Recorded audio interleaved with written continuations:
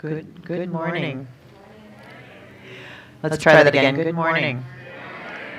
Trying not to blast you with the mic here. Welcome to the Mount Diablo Unitarian Universalist Church. I'm the Reverend Leslie Takahashi, and my pronouns are she and her. We are so glad to have you, whether you're here on campus with us or joining us virtually today. We are grateful to have all of you with us, and we want to extend a special welcome to the members of the Rogue Valley congregation who are joining us virtually today. So welcome. Let's hear the welcome for our Rogue Valley neighbors. Oh, great. If you are visiting us as someone who is new to Unitarian Universalism, I just want to say that you don't have to believe a creed to be comfortable here among us, but we do have values that we covenant to affirm and promote. And you can read about them on our website or talk to any of us, either virtually or in our here on campus or in our virtual connection hour, which we will hold at 11:45 today, and hope that you will join us there. We have a couple highlights from this week coming up. There's always a lot going on. You can also learn about that on our website as well, in our calendar, and by signing up to receive our Friday email, which gives you the highlights of all the week.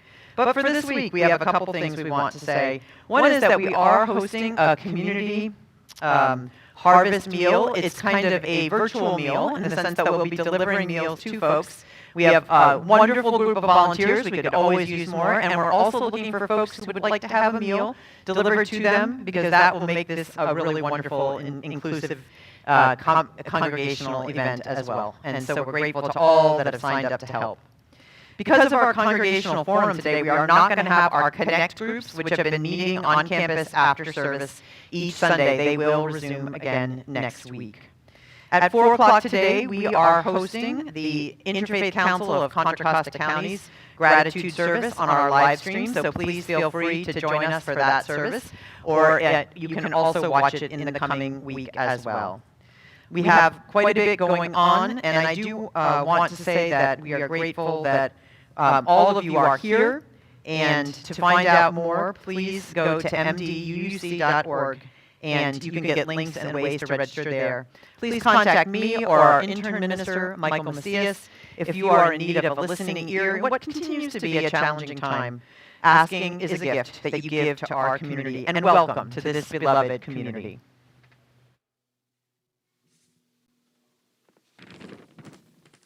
Good morning. My name is Nasa Matt, and I'm a member of your Board of Trustees. I use she and her pronouns. Mount Diablo Unitarian Universalist Church is a welcoming faith community. We begin our services by reading our mission together. We bring to life our Unitarian Universalist values as we seek truth and work for justice, nurture compassion and courage, reach out to each other and to our larger community of faith, bridge the divisions that wound the human family, transform ourselves and our world. Welcome to our service. We are so glad to have you here with us, whether you are on campus or on a screen or watching us later in the week. We are continuing to be together and appreciate your consideration as we make spaces that can include as many as possible. So keep masking and keep registering as it helps our staff make plans. Today at 12:30, we will have a virtual congregational forum to allow maximum participation. Members have had a registration link sent to them and will receive the information to join following the service. Friends are invited to attend through the live stream. Those who would like to watch on campus, we will have the forum set up in Borton Hall, and you're welcome to join us there. Please stay connected. In these ever-challenging times, we are here for one another. And welcome. It's good to be together. Let me add one thing to our announcements that I neglected to say. We're having a wonderful ritual that is led for us today by our own Ron Onnen, which means if you're watching us virtually, please find a stone that you can have to participate in our ritual most fully. Thank you. Welcome.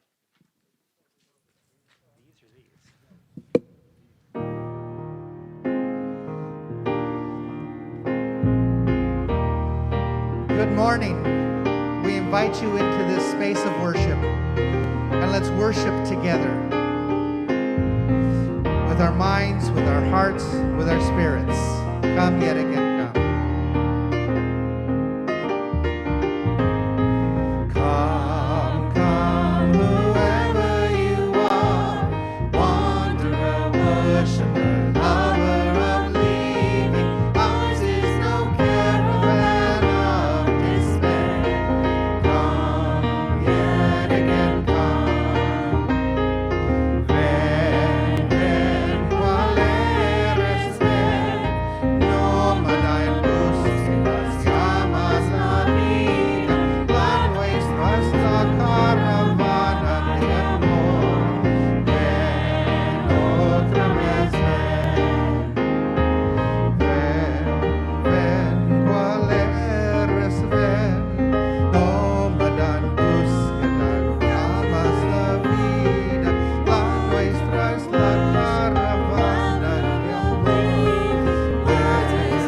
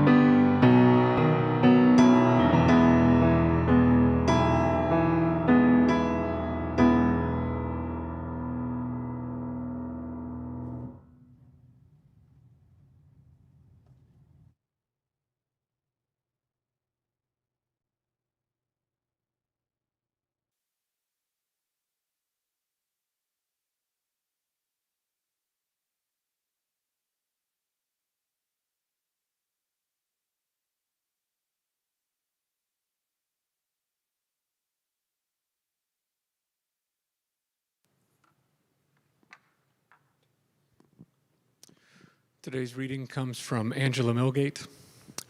Forgiveness and accountability are each in their own right powerful tools of transformation.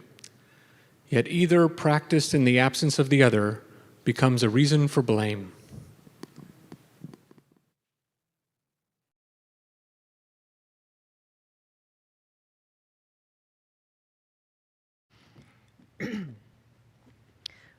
Once a month, we take a collection to support a cause that supports our values in the world. And today, our Share the Plate is introduced by Suzanne Llewellyn.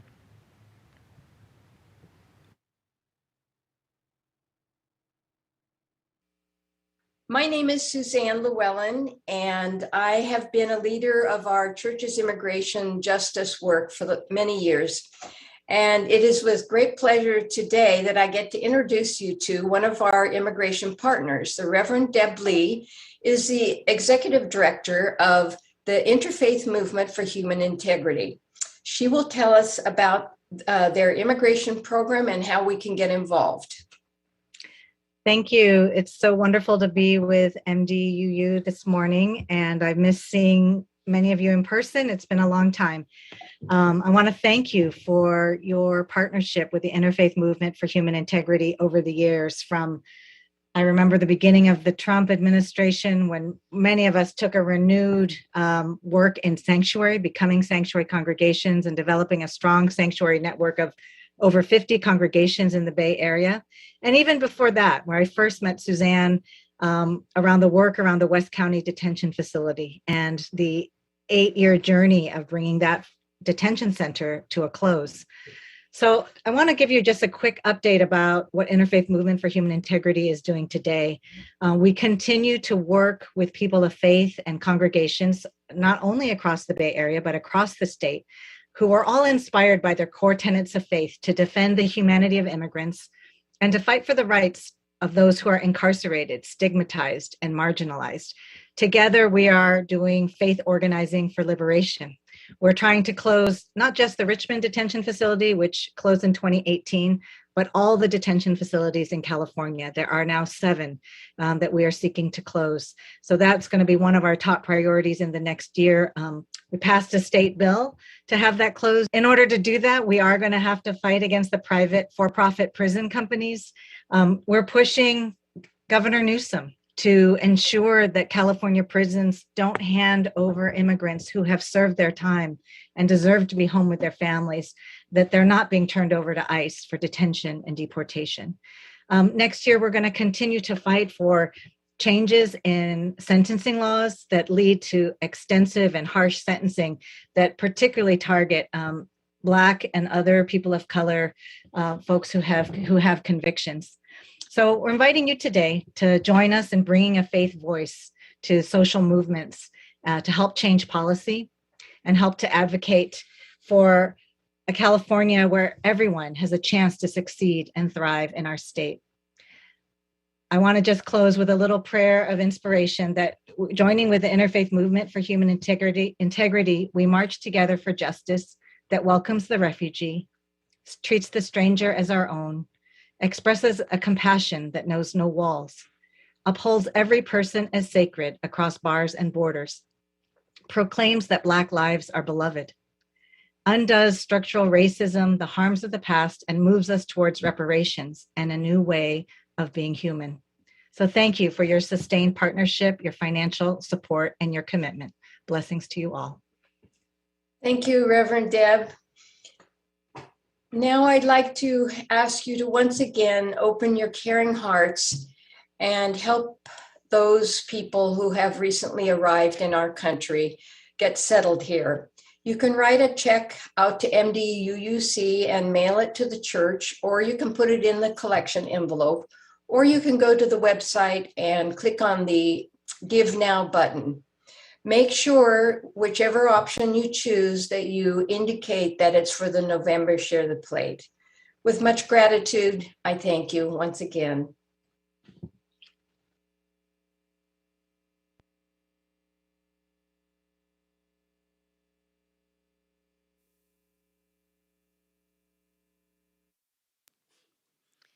Good morning.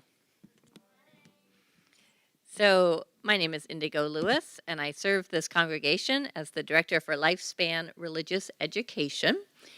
And our story this morning is on the theme of forgiveness. It's a beautiful story. If you want to, you're welcome to watch it on the TV, or if you want to come closer and see the book itself. It's called The Suitcase by Chris Naylor Ballesteros.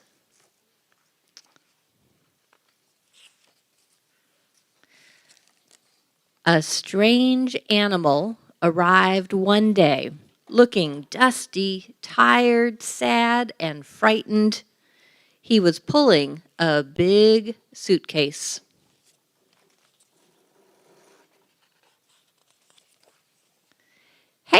"Hi there, what's in your suitcase?" said the bird. "My suitcase? Well, there's a teacup."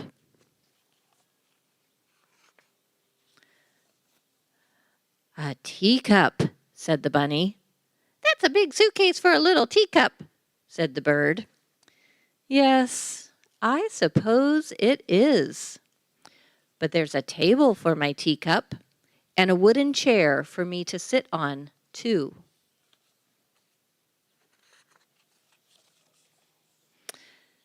"There's a table and a chair in your suitcase?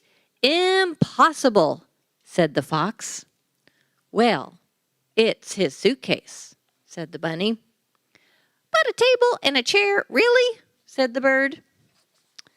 "Yes, and there's a little kitchen in a wooden cabin where I make my tea. That's my home. It's on a hillside, surrounded by trees, and on a clear day you can see the sea. It's all there in my suitcase."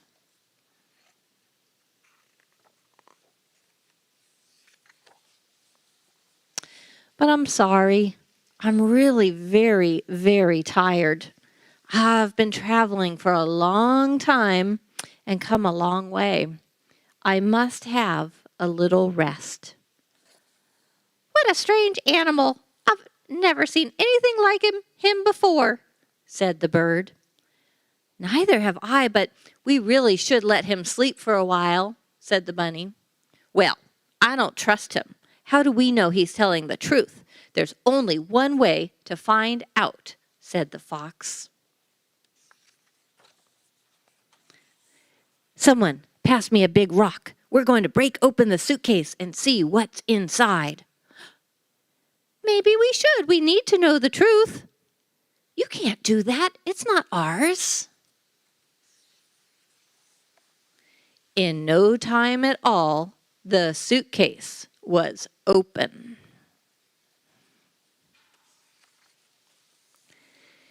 "See, a broken teacup and an old photograph. He lied to us," said the fox. "Well, no, he did say there was a teacup," said the bird. "Yes, and now his suitcase is broken too. What will he think of us?" said the bunny. Meanwhile, the sleeping stranger dreamed about running away and hiding, about climbing over mountains,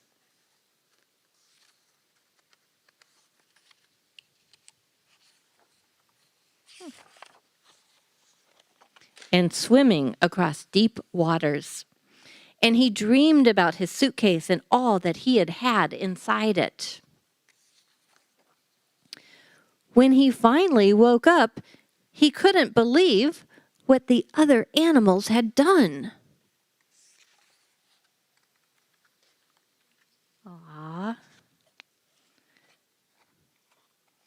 No longer a broken teacup. "I'm sorry I broke your suitcase. We fixed it as best we could," said the fox. "And we've been busy while you were sleeping," said the bunny. "We hope you like it," said the bird. "Thank you. It's perfect. There is just one tiny problem." "We're going to need more teacups." And with that, we will invite Mark to sing our children and youth out to their activities. As you go, may joy surround you.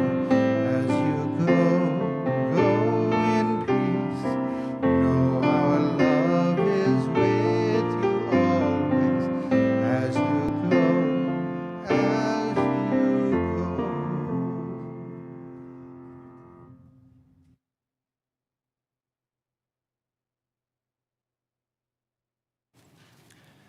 Good morning.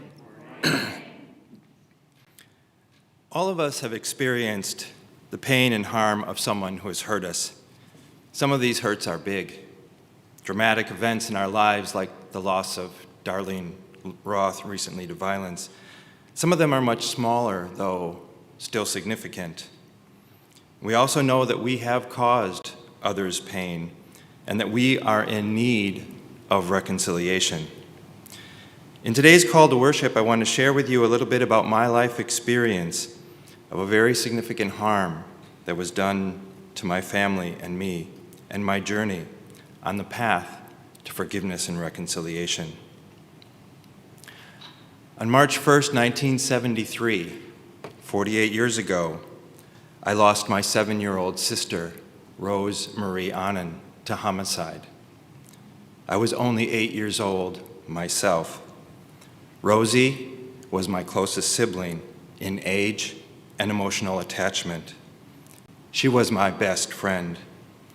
She was late getting ready that morning and then further delayed by a conversation with a boy waiting for the bus. She never made it to school, and her body was found 3 days later. 2 months after that, a 34-year-old man named Jack Bailey was convicted of causing her death. Well, fast forward 8 years, I was a sophomore in a Catholic high school going over a unit on forgiveness, and we were supposed to think of an occasion in which we may need to offer forgiveness. And I knew what I had to do. I had to write a letter to Jack Bailey. I was quite disappointed, however, when I got a response quickly in which he claimed he didn't do it. So that was that. What can I do? I mean, how can you offer forgiveness to someone who doesn't even want it, even though the evidence was overwhelming? So I left that matter for about 3 decades. Now, having a life sentence, Jack has the right to ask for parole from time to time, and in 2012, 3 of my siblings and I attended one of these hearings to offer a 5-minute family impact statement. I gave that statement, and in it, I stressed the harm that he caused not only to my sister, but to our entire family, and how now he needed to ask for forgiveness. He needed to seek reconciliation. He was denied parole. But the more I thought about it that same day, I arrived at a new conclusion, and that was that Jack did not have control over me. He could not decide whether I arrive at a place to forgive him or not. That was my decision and my process. So even though he continued to deny responsibility, I decided that I could forgive him and that I wanted to forgive him. What does that mean for someone who doesn't want forgiveness? Well, it means first, I don't harbor any ill will towards him. I do not hate him. And that I hope for him a life as good as it could be for him, even if it's in prison. 2 years after that, in 2014, I contacted the Center for Restorative Justice at Marquette University, which works on facilitating reconciliation between perpetrators and victims of crime or their family members, and I was able to set up a meeting with Jack. I traveled upstate to the prison in Wisconsin where he's at, and I sat across the table from him for 2 hours. We shook hands. We conversed. I asked him about his life. Of course, he stuck to his story of innocence, but he seemed very sincere when he said to me, "I'm sorry for your loss." And I told him on that day that I forgave him. A few years later, I was recounting these events to some students of mine at St. Mary's, and another thing occurred to me. Yeah, I forgave Jack because it was the best thing for me, even though he didn't want it, but I also realized that I had to forgive him twice. Once for what he did, and once for not being able to reconcile with me. He's still in prison. and at age 82, he will be up again for parole this February. I've decided not to attend his parole hearing and to let him know that I will no longer oppose his release. I feel he can no longer hurt anyone, and I don't see the sense of his continued incarceration. But that journey took 40 years. Some journeys take a while. All of us have been hurt. All of us have hurt others. All of us need forgiveness. All of us have opportunities to forgive. Whether the hurt is big or small, and no matter which side you may feel yourself on today, we can affirm one thing, that no matter what, we all have what my sister had, and we all have what Jack has, and that is inherent worth and dignity. We are all worthy of both forgiveness and receiving forgiveness. And it is in that spirit of forgiveness that I invite you to come. Let us worship together.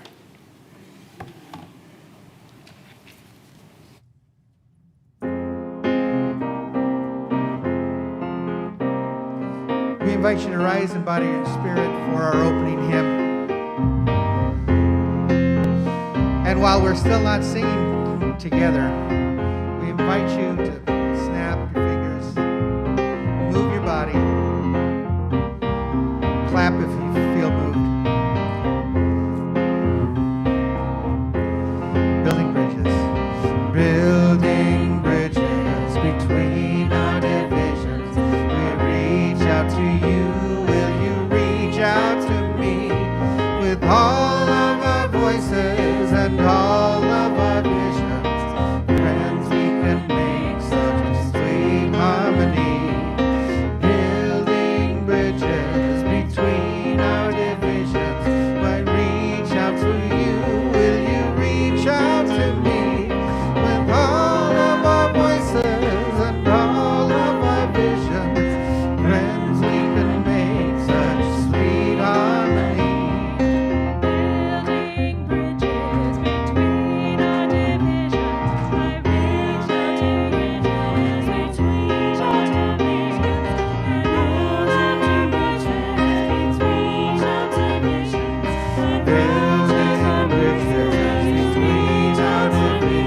I reach out to you as we reach out to visions. And all of our voices between our divisions. Building bridges between our divisions. I reach out to you as you reach out to me. With all of our voices and all of our visions, building to make such sweet harmony. Building bridges between our divisions. I reach out to you as you reach out to me. With all of our voices and all of our visions, to make such sweet harmony. Friends, we can make such sweet harmony. Friends, we can make such sweet harmony.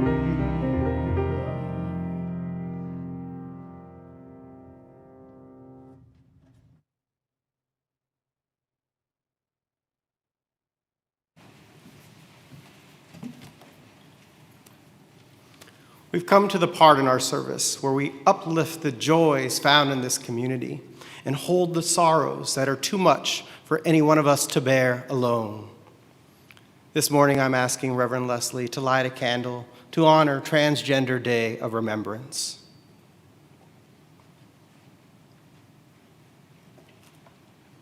We light a candle of joy and wish the Reverend Sean Dennison a belated happy birthday.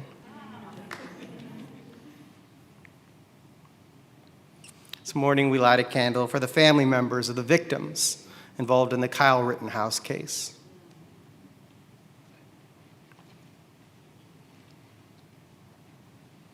We light another candle of joy to celebrate Liam Takahashi's 22nd birthday. Grateful for his every day.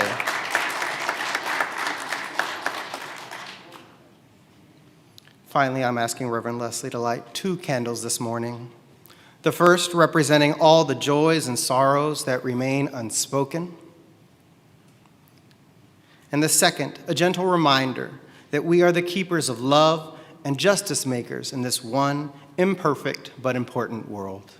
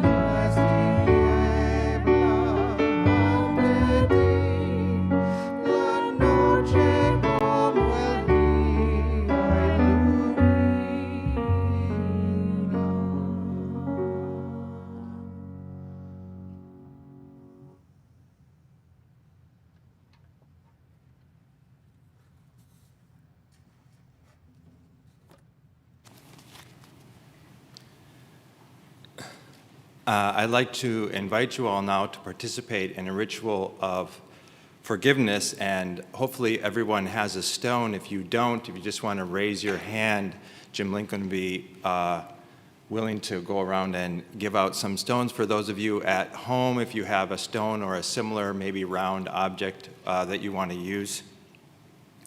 And as he's passing those out, I just want to recognize that we all have need for reconciliation. Some of us might be carrying a very deep pain, and I want you to participate in the ritual as much as you are comfortable. You can also just listen and follow along as your spirit guides you.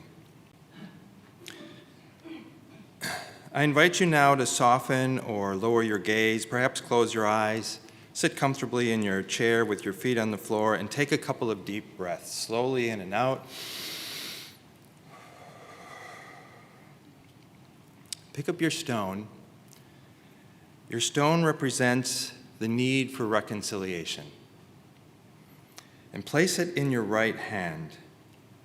And feel how hard it is, yet smooth. And as you grip your stone, think of a time when someone may have harmed you in some way. Perhaps it was harsh words, perhaps indifference or lack of attention. Perhaps it was more serious. Was it a friend, a coworker, a family member? Maybe a member of our congregation. And even though you survived that event, you may still be carrying the need to reconcile and become whole again. Focus on your desire to overcome this hurt through an act of forgiveness. And hold your stone up to your heart now and think, I can forgive. I can forgive. Bring your stone down to your lap now and take a deep breath.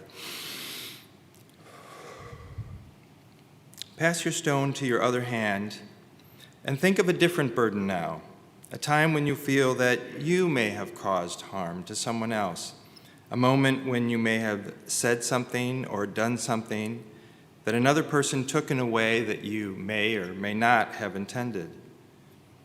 Maybe you acted with gestures or words when you were not at your best self, or perhaps you failed to care for someone or to be sensitive to them in a way that you know you can be.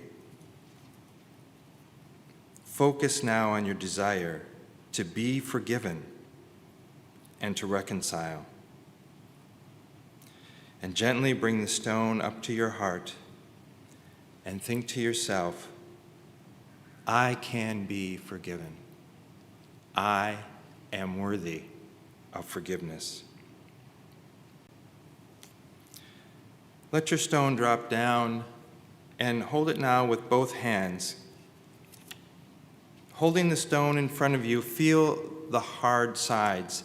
It can't be molded. You can't fashion it.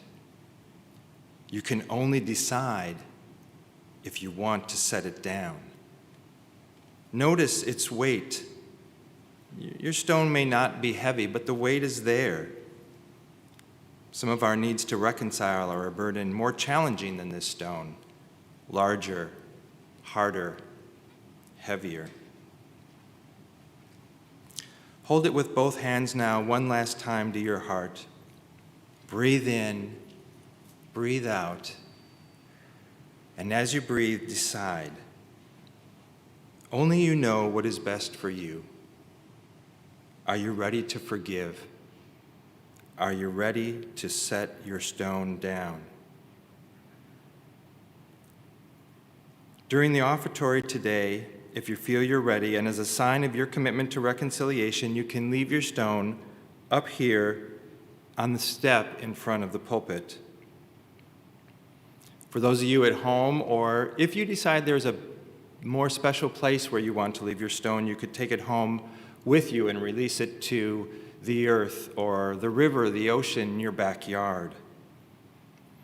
Or perhaps you recognize that you're not quite ready to set the stone down, and you can still take it home and wait until that moment is right for you. And now I invite you to a moment of prayer. Spirit of life, God of love, great mystery of no name and so many names, we are grateful for this chance to consider the many ways we may need to forgive one another and are in need of forgiveness.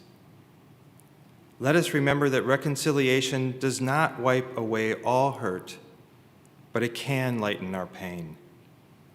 May we know both the courage to let go, to forgive and be forgiven, and to begin again in love.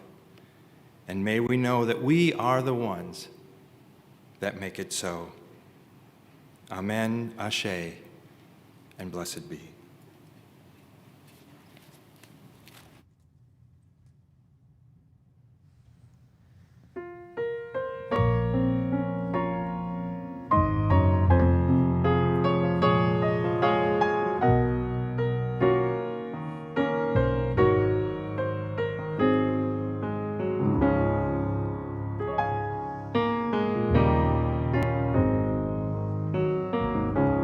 I need you.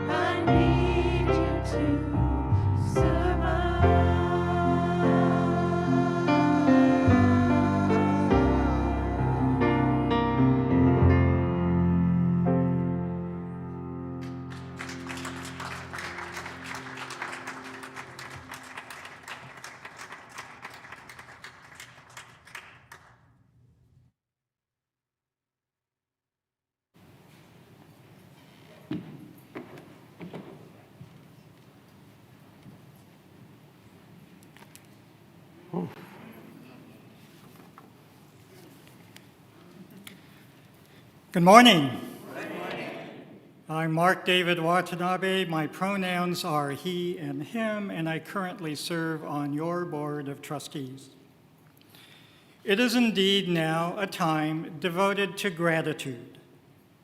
If we were to distance ourselves from the misguided myths that are usually associated with the American holiday, we can allow ourselves to focus on what's truly important: appreciation for all the people, events, and stories that have inspired and transformed us.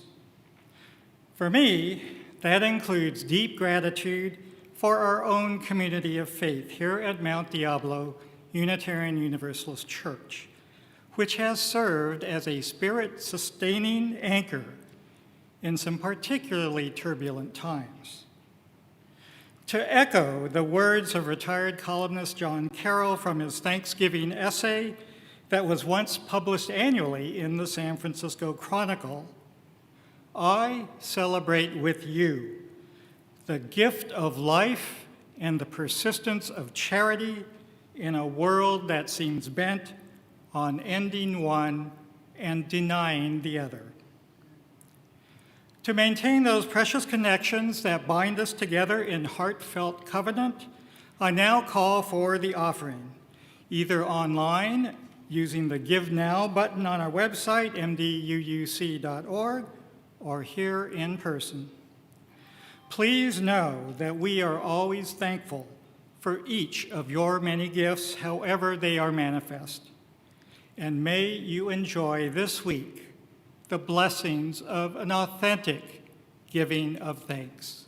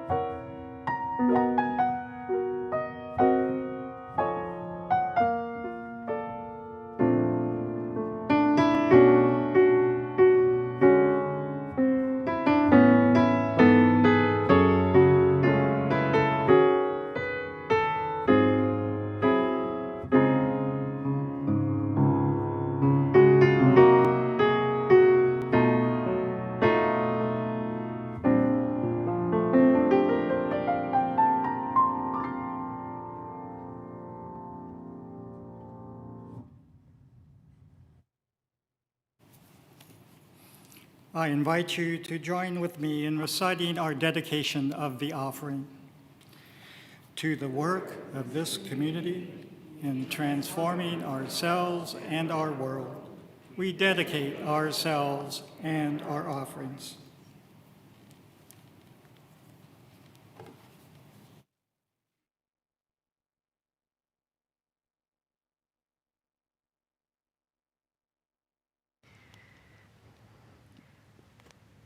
Because this is a week dedicated to gratitude, I think it would be very appropriate to take a moment and thank our seminarian among us, Ron Anand.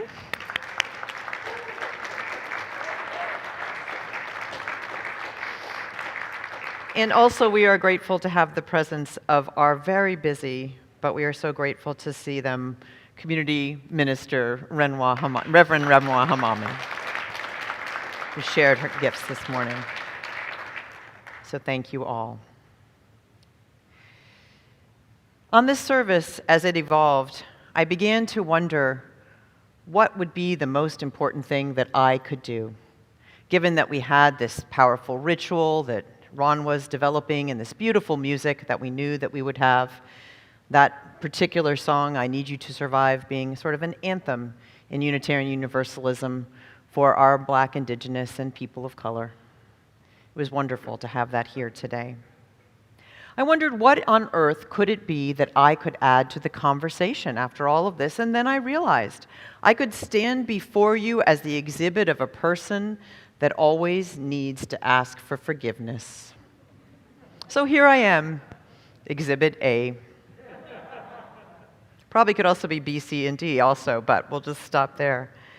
In this particular time, as we go through these days that are still not like any we have seen before, there's always one thing we've forgotten, or one thing we haven't gotten to, or one thing that we haven't yet done. I certainly know that I could say all of those statements as an I statement for me, and I suspect others of you know what that is.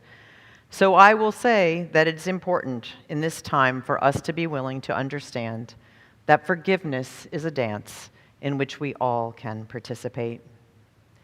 For most of us, the circumstances of what we need to forgive may be more commonplace than the situation which Ron gifted us with sharing.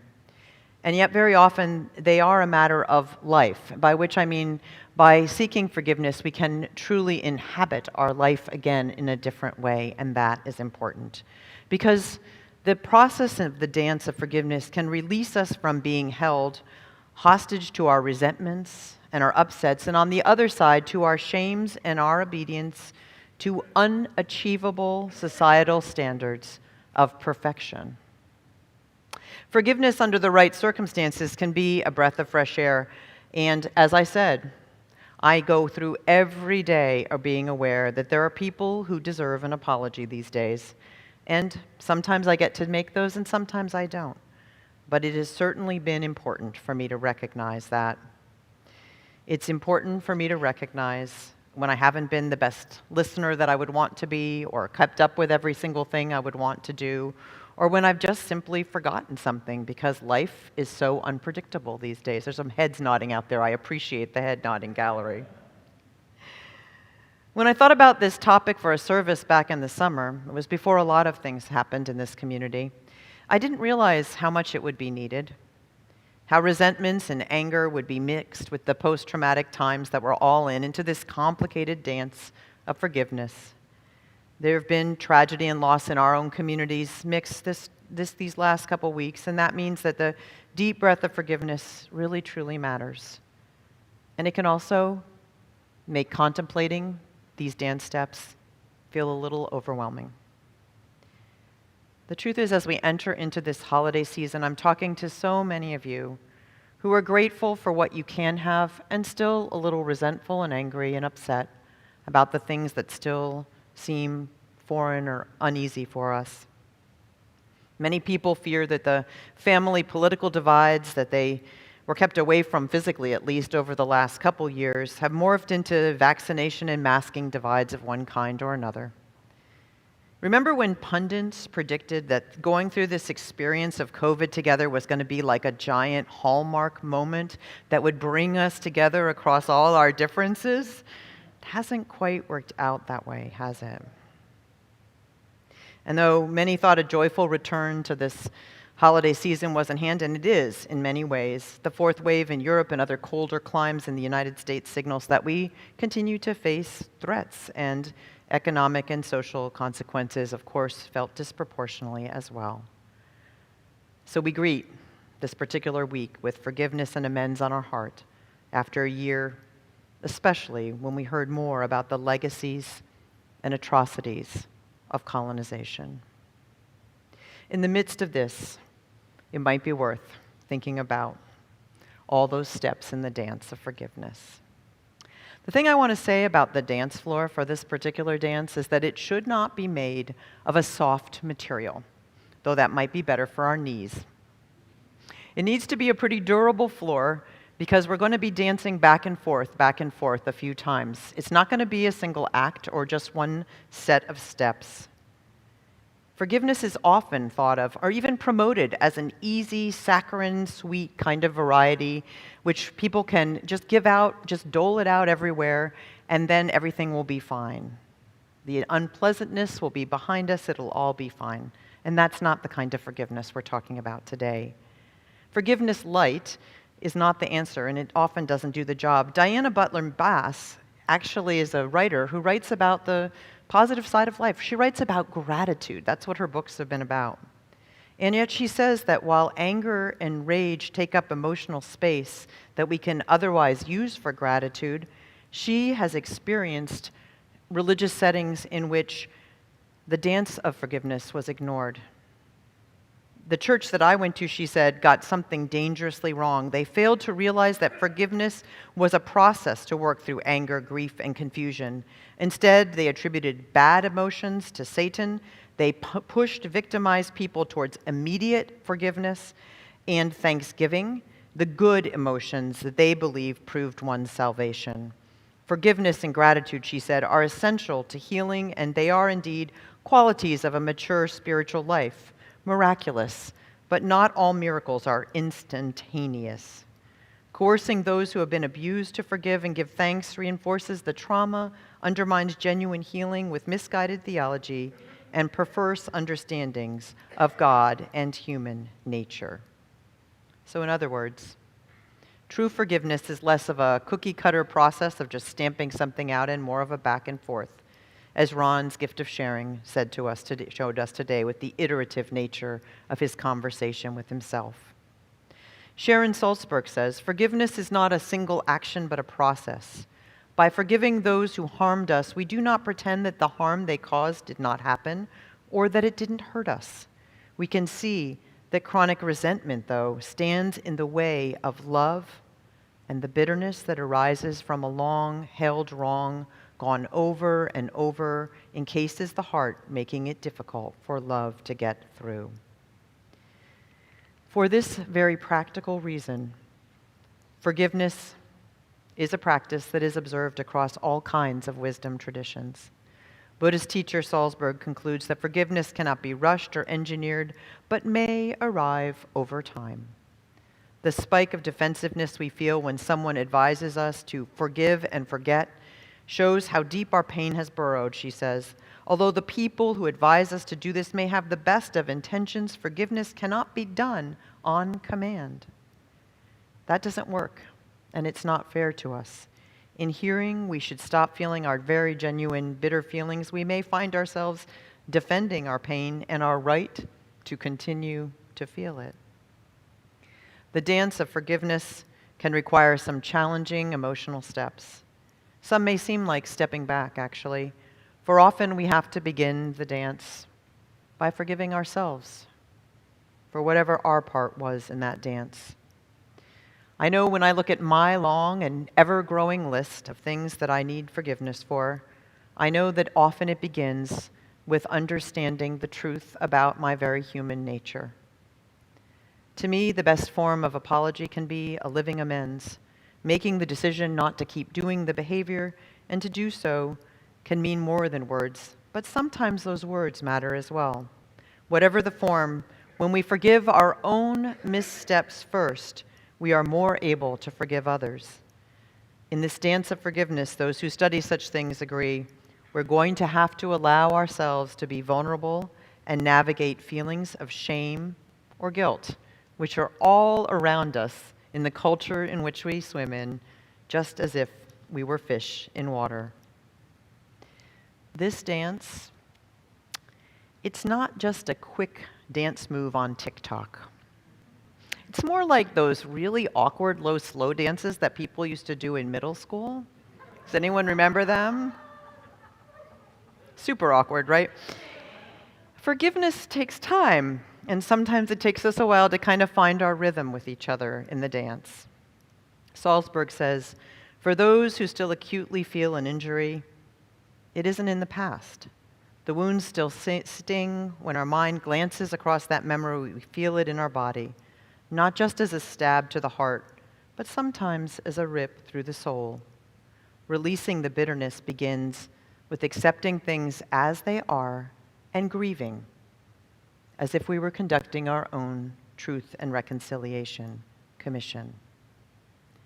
Michael McCullough is a research psychologist, and he believes that we are wired for two things, just genetically wired for two things. One is revenge, around which, the ideas of which we have fashioned much of our criminal justice system. And the other is forgiveness. He says that is also within us, but some factors make it more likely to come out. The first is safety, he says. Human beings are naturally prone to forgive individuals that they feel safer around. So if we have an offender that is apologizing in a way that seems heartfelt and convincing, and that really has convinced us that they can't and won't harm us again in the same way, that will help. The second is value. Value, he says, we are inclined to forgive individuals who are likely to benefit us in the future. So we find it easier, he says, to forgive our loved ones, for example, as opposed to people we think of like that odd creature with the suitcase, different from us. The cost of replacing a relationship can be seen as too great. So McCullough says, I think one of the best things we can do in religious faith is give people an appetite for difference, because the major world religions have the resources for doing that, for getting people excited about people who are different from them. And sometimes it is a longer dance. Dina Gilio Whitaker is a freelance writer for the Center for the World Indigenous Studies. And she suggests that when large-scale atrocities are conducted, such as the relocation of indigenous people into schools which annihilated their culture and too often their lives, forgiveness is not as important as harm reduction, making sure that whatever has happened stops happening. And often we have to pause a while in harm reduction before we can get even to the dance of forgiveness. Sometimes that process begins, though, with acknowledging publicly what was wrong, and that is the form of accountability that often begins the deeper conversations that eventually lead to the dance of forgiveness. That simple acknowledgement can be an important first step, and that is why such efforts become so important. It's not about increasing shame and humiliation. It is about beginning to construct a dance floor that is strong enough to suffer the dance. Forgiveness is something in this fall of 2021, I think that perhaps it's worth reflecting on just a little bit, particularly this week. It can be the first step to reconciliation, or it can also be the appropriate close to a relationship that needs to close. When we acknowledge that we have done harm, we want our relationship to be restored to just the way it was, the same way we now want our world to be restored to November of 2019. And yet, that is not always possible. Grief may need to be in the dance, and yet being freed personally from the energy of resentment on one side or shame and guilt on the other is still a good in its own right. And as McCullough says, in lots and lots of cases, forgiveness is just a conversation away. I hope that here we will continue to have those conversations, both here among us and out in the larger world, because we need one another to survive. Let us step into this dance of forgiveness, for perhaps that is a good way to spend these last weeks of this odd year, 2021.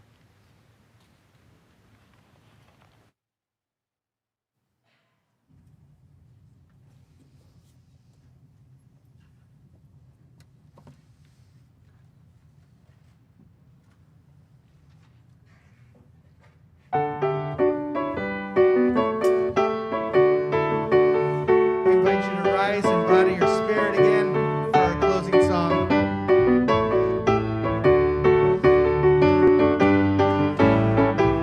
This is an odd one to clap to, but try.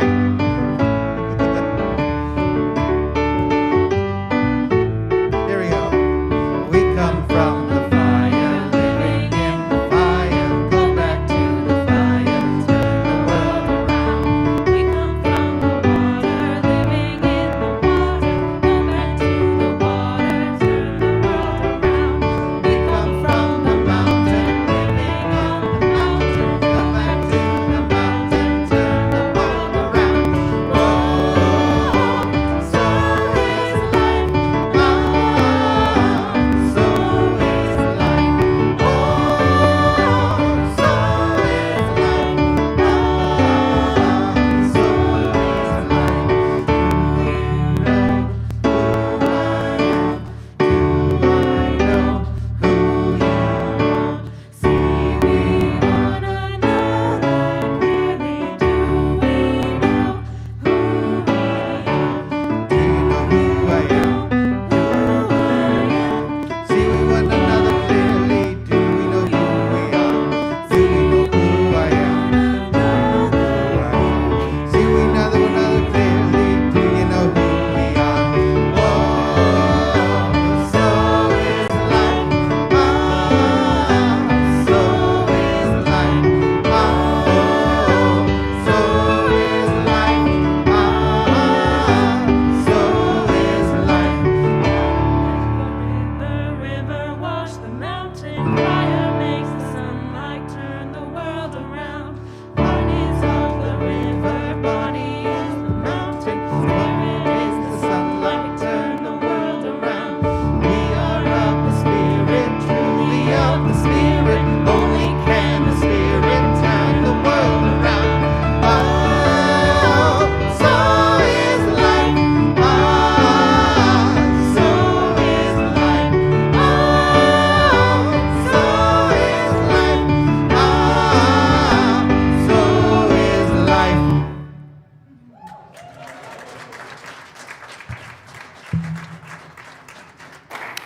From this gathering where we hold together what we cannot hold alone,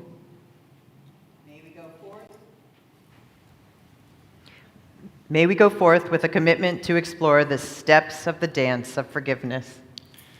wherever we need to learn a step, may we seek out the courage and bravery to do so. Wherever we are in the dance, let us hold ourselves with loving kindness. Desmond Tutu says, "Forgiveness is nothing less than the way we heal the world. We heal the world by healing each other and every one of our hearts. The process is simple, but it is not easy." Let us extinguish this flame and carry it forward in our commitment to engage with one another in the spirit of forgiveness, love, and unity.